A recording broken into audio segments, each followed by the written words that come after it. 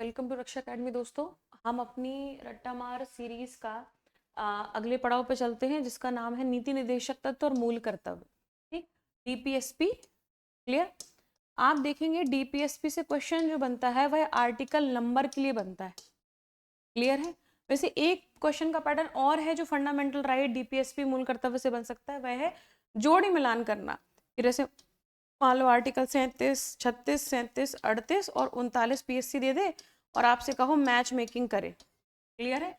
ये भी पीएससी एक तरीका है जो पूछ सकता है, या स्टेटमेंट वाले क्वेश्चन भी बन सकते हैं। तो हमारे जो थोड़े से एक बेसिक थॉट्स हैं वो क्लियर होना बहुत जरूरी है। तो पहले देख लेंगे कि डीपीएसपी का उल्लेख कहाँ पर है। तो भाग 4 अनुच्छेद 36 से 51 तक। आप मुझसे बोलेंगे कि क्या यह 36 से 51 है ना, राष्ट्रपति 52 से 62, उपराष्ट्रपति 63 से 69 ये याद करना जरूरी है? तो हाँ जी, ये याद करना जरूरी है। यह जब तक डिस्क्रिप्शन अलग अलग याद नहीं होगा तब तक आर्टिकल नंबर याद होने में समस्या हो सकती है। क्लियर है? बढ़िया। चलिए, संविधान निर्माताओं ने 1937 में निर्मित आयरलैंड के संविधान से क्या लिया है? डीपीएसपी लिया है। आयरलैंड वालों ने स्पेन से लिया है। क्लियर है। भीमराव अंबेडकर ने इन तत्वों क्या बताया है? विशेषता वाला बताया है। ठीक। ग्रेनवेल ऑस्टिन क्या बोलते हैं कि निदेशक तत्व और अधिकारों को संविधान की मूल आत्मा का है। यहां पर हम डबल स्टार बना लेंगे और कंफ्यूज नहीं होंगे। जब हमने फंडामेंटल वाली क्लास देखी तो संविधान की मूल आत्मा भीमराव अंबेडकर ने किसको कहा? आर्टिकल नंबर 32 को, संवैधानिक उपचारों के अधिकार को। ग्रेनवेल ऑस्टिन किसको बोल रहे हैं? डीपीएसपी को। क्लियर है। चलिए,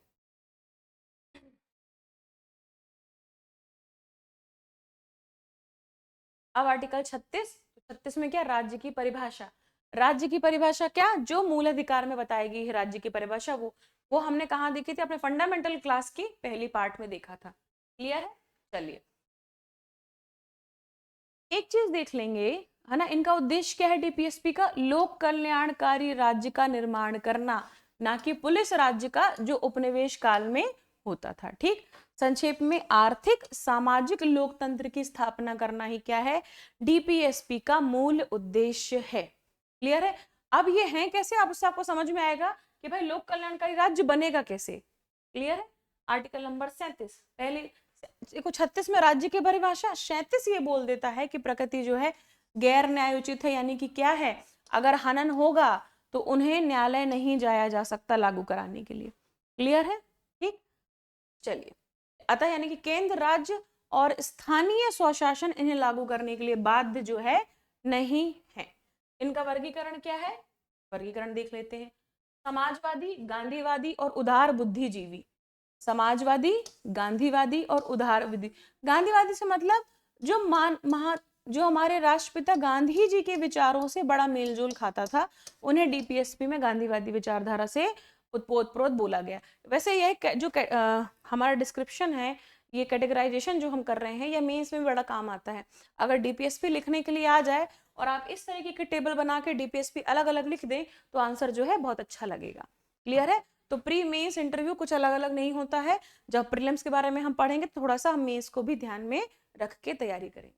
चलिए, समाजवादी सिद्धांत कौन कौन से हैं? जो समाजवाद की भावना को बढ़ावा देते हैं या लोक कल्याणकारी राज्य की स्थापना करते हैं। आर्टिकल नंबर 38, सामाजिक आर्थिक राजनीतिक न्याय द्वारा सामाजिक व्यवस्था को सुनिश्चित करना, आय प्रतिष्ठा सुविधाओं और अवसरों की असमानता को समाप्त करना। क्लियर। आर्टिकल 39 सुरक्षित करता है, पहला, नागरिकों की जीविका के पर्याप्त साधन प्राप्त करने का अधिकार। बी, सामूहिक हित के लिए समुदाय के भौतिक संसाधनों का समवितरण। यहाँ पे ध्यान देंगे, समवितरण यानी कि क्या? भौतिक संसाधनों का समान वितरण। भौतिक संसाधन क्या? पानी सबको बराबर मिलेगा, साफ पानी उनको तो साफ पानी हमको। क्लियर। धन उत्पादन के साधनों का संकेंद्रण को क्या करना? रोकना। सिर्फ एक जगह ही संकेंद्रण नहीं होना चाहिए, यह हमारा डीपीएसपी बोलता है। ठीक है। हम पढ़ते ना, हम जब मेंस में माइग्रेशन पढ़ते हैं तो माइग्रेशन कहीं ना कहीं धन और उत्पादन के साधनों के संकेंद्रण के कारण ही होता है। अगर संकेंद्रण नहीं होगा तो जो माइग्रेशन है वह भी रुक जाएगा। क्लियर। पुरुषों और स्त्रियों को समान कार्य के लिए समान वेतन, यहाँ डबल स्टार बना लेंगे। पीएससी डायरेक्ट क्वेश्चन पूछता है आर्टिकल नंबर 39 डी में क्या दिया गया है? समान कार्य के लिए समान वेतन। क्लियर है। कर्मकारों के स्वास्थ्य, शक्ति और बालकों को बालक श्रम से संरक्षण, बालकों को स्वास्थ्य विकास के अवसर प्रोवाइड कराना। क्लियर है? चलिए आगे बढ़ते हैं।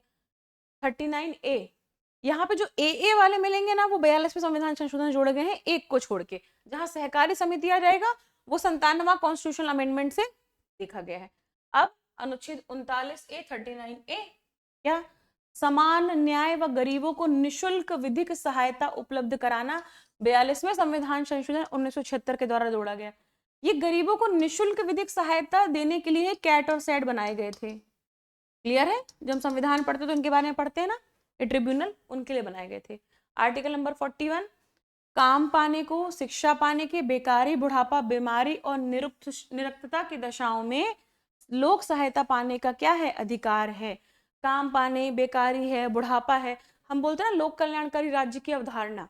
लोक कल्याणकारी राज्य की अवधारणा कहीं और नहीं आती। एक राज्य, उसकी ड्यूटी बनती है कि अगर उसके नागरिकों में कोई इतना बुजुर्ग है कि वह अपने लिए रोजगार नहीं जनरेट कर सकता, अपने लिए आजीविका नहीं ला सकता, तो उसके लिए क्या किया जाए? राज्य उसको क्षतिपूर्ति करे, उसके लिए खाना, पानी और स्वास्थ्य सुविधाओं को बढ़ाए। आप देखेंगे जब आप यूरोप की तरफ देखेंगे, जो हैप्पीनेस इंडेक्स में बहुत आगे आते हैं जो देश जनरली, वहां पर लोक कल्याणकारी राज्य की अवधारणा को बहुत ग्राउंड लेवल पे जाके पूरा किया गया, इसीलिए वो हैप्पीनेस इंडेक्स और काफी इंडेक्स में भी आगे होते हैं हमसे। क्लियर है? आर्टिकल नंबर 42, काम की न्याय संगत और मानवोचित दशाओं तथा प्रसूति सहायता का प्रबंध करना। क्लियर?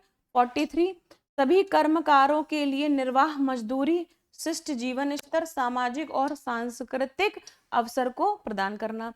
43A, उद्योगों के प्रबंध में कर्मकारों की भागीदारी सुनिश्चित करना, इसको डबल स्टार बना लेंगे। 42वें संविधान संशोधन 1976 द्वारा जोड़ा गया। आर्टिकल नंबर 47, पोषण आहार स्तर, जीवन स्तर को ऊंचा करने और लोक स्वास्थ्य सुविधाओं को सुधार करना। ठीक, अब जाते हैं हम गांधीवादी पर। आर्टिकल 40, ग्राम पंचायतों का गठन करना, जिसको पूरा किया गया। आर्टिकल 43, ग्रामीण क्षेत्रों में कुटीर उद्योगों को बढ़ावा देना। ठीक, सहकारी समितियों को बढ़ावा देना। ये किससे? 97 कॉन्स्टिट्यूशनल अमेंडमेंट 2011 के द्वारा। क्लियर? SC/ST और कमजोर वर्गों के लिए शैक्षणिक और आर्थिक हितों को प्रोत्साहित करना। आर्टिकल 47, स्वास्थ्य के लिए नुकसानदायक नशीली दवाओं, मदिरा, ड्रग्स और औषधीय प्रयोजनों से भिन्न उपभोग पर प्रतिबंध लगाना। क्लियर है? जो जनरली कोई कोई स्टेट ड्राई स्टेट बन जाते हैं ना, जैसे गुजरात हो गया, बिहार हो गया, ये ड्राई स्टेट है, यहाँ पे दारू वगैरह नहीं बिकती है, शराब की बिक्री बंद है, तो वो इसी सॉरी इसी DPSP के तहत है। क्लियर? चलिए आर्टिकल 48, गाय, बछड़ा व अन्य दुधारू पशुओं की बलि पर क्या हो? रोक हो, उनकी नस्लों में सुधार का क्या किया जाए? प्रोत्साहन किया जाए। आप देखेंगे हमारी सरकार जो है इस पे बहुत काम करती है। क्लियर है ना? जो उनके लिए बाड़े बनाना, उनके लिए जलों की व्यवस्था करना, ठीक है, अलग से कहीं पे जगह लेके उनके लिए रहने की स्थापना, रहने के लिए जगहें बनाना, ये सब सरकार करती है इसी DPSP के तहत। क्लियर है? आप देखेंगे अगर ये गैर न्यायोचित हैं, इनको लागू कराने के लिए आप अगर न्यायालय नहीं भी रह सकते, लेकिन कई योजनाएं सरकार ऐसी निकालती है जिनसे DPSP की मूल भावना झलकती है। आप देखेंगे जो चाहे हमारी मध्य प्रदेश सरकार हो, चाहे केंद्र सरकार हो, जो बुढ़ापे में पेंशन मिलती है, एक उम्र का जो पेंशन मिलती है, वो इन्हीं DPSP से प्रेरित होती है। क्लियर है? चलिए अब उदार बुद्धिजीविक सिद्धांत, उदार बौद्धिक सिद्धांत कौन कौन से?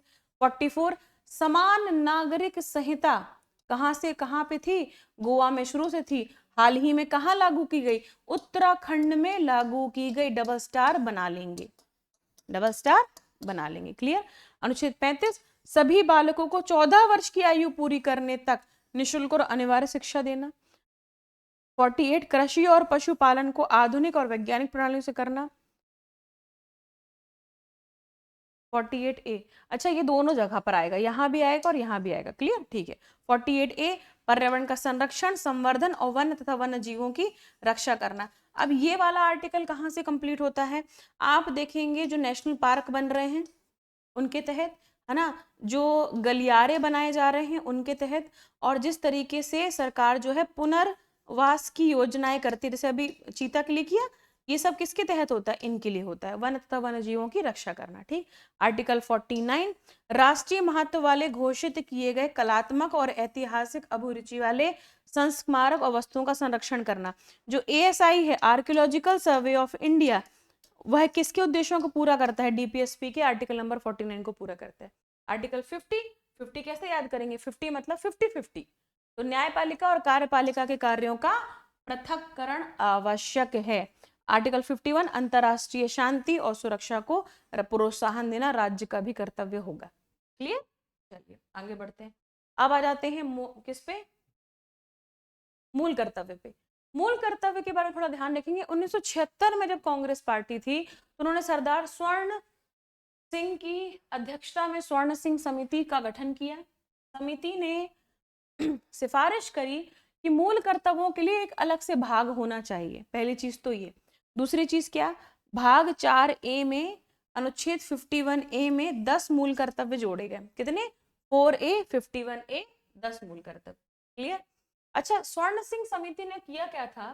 स्वर्ण सिंह समिति ने सिर्फ 8 मूल कर्तव्य जोड़े जाने का सुझाव दिया था। उन्होंने बोला था कि 8 की लिस्ट है, ये इतने पर्याप्त हैं, परंतु 42वें संविधान संशोधन द्वारा जोड़े 10 गए थे। क्लियर है? अच्छा, 11वां मूल कर्तव्य कब जोड़ा गया? 86वें संविधान संशोधन 2002 के द्वारा। कौन कौन से हैं? एक बार आप बोलेंगे मैडम क्या पूरी लिस्ट याद कर लें क्या? तो मैं बोलूंगी अगर 2 बार 3 बार पढ़ भी लेंगे ना तो भी याद हो जाएगी। समझे आप बात को? 2 बार 3 बार इस लिस्ट को PDF डाउनलोड कर लेंगे रक्षा अकेडमी के टेलीग्राम चैनल से, वहां से इसको फ्री ऑफ कॉस्ट आपको सारी रट्टा मार सीरीज मिल रही है, पॉकेट नोट सीरीज के आपको वो मिल रहे हैं, तो रिवीजन करने में आपकी परेशानी तो है नहीं। तो क्या करना है? बार बार पढ़ना ही तो है। ठीक। तो आर्टिकल 51A के अनुसार भारत के प्रत्येक नागरिक का कर्तव्य होगा कि वह संविधान का पालन करे, आदर्शों, संस्थाओं और राष्ट्रध्वज और राष्ट्रगान का आदर करे। स्वतंत्रता हमारे लिए राष्ट्रीय आंदोलन को प्रेरित करने वाले उच्च आदर्शों को हृदय में हम सजोएं। भारत की संप्रभुता, एकता और अखंडता की रक्षा करें, उसे अक्षुण्ण बनाए रखें। देश की रक्षा करें, आह्वान किए जाने पर राष्ट्र की सेवा करने के लिए हम जाएं। भारत के सभी लोगों को समरसता, समान भ्रातृत्व की भावना का निर्माण करें। ठीक। हमारी संस्कृति की गौरवशाली परंपरा के महत्व को समझें। प्राकृतिक पर्यावरण जिसके अंतर्गत वन्य, झील, नदी, वन्य जीव की हैं, उनकी रक्षा करें, उनका संवर्धन करें। प्राणी मात्र के लिए दया की भावना रखें। वैज्ञानिक दृष्टिकोण, मानववाद, ज्ञानार्जन और सुधार की भावना का विकास हम करें। क्लियर है? अब इसके बाद क्या भाई? सार्वजनिक संपत्ति को सुरक्षित रखें, हिंसा से दूर रहें, यह हमारा मूल कर्तव्य है। जो सार्वजनिक संपत्ति पे जा जाके लोग गंदगी मचाते हैं ना, कहीं यहाँ थूका कहीं वहां थूका, यह गलत है। यह हमारी फंडामेंटल ड्यूटीज है। जब हम बात करते हैं अधिकारों की, कर्तव्य उसके साथ ही आते हैं। अधिकार और कर्तव्य कभी अलग अलग नहीं आते। अगर आप फंडामेंटल राइट मांगते हैं सरकार से, तो फंडामेंटल ड्यूटी भी निभाने की भावना हमको रखना चाहिए। क्लियर है? सार्वजनिक संपत्ति को सुरक्षित रखें। व्यक्तिगत और सामूहिक गतिविधियों को सभी क्षेत्रों के उत्कर्षण की ओर बढ़ाने का सतत प्रयास करें। ठीक। जिससे राष्ट्र निरंतर आगे बढ़े। ये 11वां बाद में जोड़ा गया। तो 6 से 14 वर्ष की आयु के बच्चों को शिक्षा के अवसर उपलब्ध कराना 86वें संविधान संशोधन 2002 के द्वारा जोड़ा गया। क्लियर है? लिस्ट क्या करेंगे? 2-3 बार पढ़ेंगे तो थोड़ा सा एक बेसिक आपको आइडिया हो जाएगा कि कौन कौन से हैं। क्लियर है? टेस्ट सीरीज, नेगेटिव मार्किंग में टेस्ट सीरीज बहुत इंपॉर्टेंट है। क्लियर है? तो अगर आपको सिर्फ टेस्ट सीरीज लेनी है तो भी 501 रुपए में, सिर्फ 501 रुपए में 100 टेस्ट मिल रहे हैं। 100 टेस्ट अगर पर टेस्ट की कॉस्ट निकालेंगे तो 5 रुपए भी नहीं निकलेगा। क्लियर है? तो टेस्ट सीरीज जरूर लेना है। अगर आप रक्षा अकेडमी के 100 टेस्ट लेंगे तो आपके जो उसमें 20 FLT मिल जाएंगे, CCT मिल जाएंगे, यूनिट वाइज भी टेस्ट मिल जाएंगे। खूब दबा के आप प्रैक्टिस करो नेगेटिव मार्किंग की। नेगेटिव मार्किंग में सबसे जरूरी क्या? एक्यूरेसी पे काम करेंगे हम।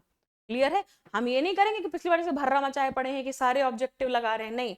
हम एक्यूरेसी देखेंगे, हम कितने एक्यूरेट हैं, वह इंपॉर्टेंट है। क्लियर है? चलिए मिलते हैं रट्टा मार की अगली सीरीज पे। जय हिंद, जय भारत।